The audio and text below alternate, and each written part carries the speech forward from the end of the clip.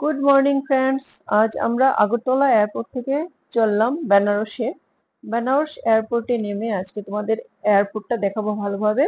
তার সাথে সাথে দেখাবো ওইখানের ঐতিহাসিক স্থানগুলো, যেমন বিশ্বনাথ টেম্পল, কালভৈরব মন্দির, অন্নপূর্ণা মন্দির, আরো অনেক মন্দির এবং ঘাট আছে সেখানে দেখার মতো। তো আমি যা পারি তোমাদেরকে দেখাবো। আর এই যে দেখো ইন্টারন্যাশনাল এয়ারপোর্ট, সেই এয়ারপোর্টটার নাম হচ্ছে লাল বাহাদুর শাস্ত্রী এয়ারপোর্ট। ছোট এয়ারপোর্ট কিন্তু দেখতে ভীষণ সুন্দর, গুছানো একদম, আর সব ফেসিলিটি সেখানে অ্যাভেলেবেল। এয়ারপোর্ট থেকে বের হয়ে আমরা আমাদের রিলেটিভের বাড়িতে যাব, সেখানে আমরা থাকবো। আর প্রথম যে মন্দির দেখাবো সেই মন্দিরের নাম হচ্ছে কালভৈরব মন্দির। সেখানেই প্রথম মানে পুজো করে তারপর বিশ্বনাথ মন্দিরে যেতে হয়, সেটাই নাকি সেখানে নিয়ম। তো সেইভাবে আমরা গেলাম, প্রথম মন্দিরে কালভৈরব মন্দিরে গিয়েছিলাম। এখনো এয়ারপোর্টই দেখাচ্ছি তোমাদেরকে, এয়ারপোর্টের ভিতরেই রয়েছি আমরা।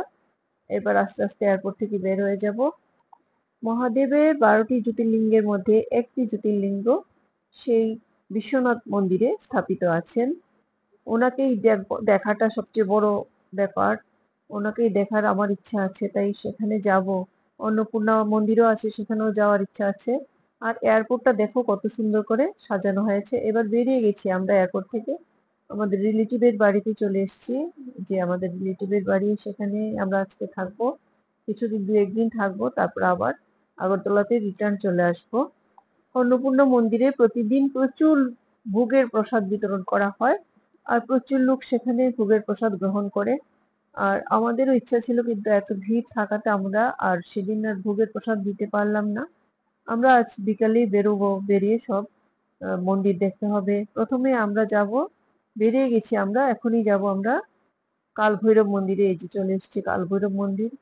কালভৈরব মন্দিরের সব দৃশ্য তোমাদেরকে দেখাচ্ছি। কালভৈরব মন্দিরে প্রচুর ভিড় ছিল। প্রথমে আমরা বেলপাতা, ফুল, আকন্দ ফুলের মালা আর সব প্রদীপ, ঘিয়ের প্রদীপ এসব কিনে আমরা প্রবেশ করলাম মন্দিরের ভিতরে। এই যে মন্দিরটা দেখা যাচ্ছে, কিন্তু মূর্তি মানে ফটো তোলার আর কোনো সুযোগই ছিল না, এত ভিড় ধাক্কাধাক্কি। তার জন্য আমি আর ফটোটা তুলতে পারলাম না। যে সবাই লাইন ধরেছে, অনেক লম্বা লাইন, আমরা লাইন ধরে পুজো দিলাম। আর পুজো করে বেশ মানে তৃপ্তি অনুভব করছিলাম, মনে মনে খুব ভালো লাগছিল যে ঠাকুরকে দর্শন করতে পেরেছি এত ভিড়ের মধ্যে। কি ঠাকুর নাম, নাম কে? হ্যাঁ, দণ্ডপাণি। দণ্ডপাণি। আচ্ছা, দণ্ডপাণি।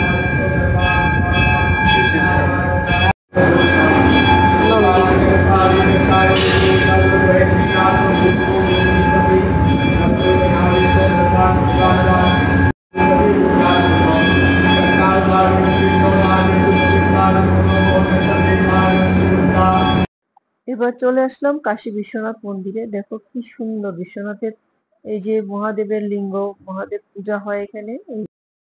তারপর আসলাম অন্নপূর্ণা মন্দিরে, সেখানেই ভোগের প্রচুর প্রসাদ খাওয়ানো হয়। এখানে মায়ের স্বর্ণের মূর্তি 2টি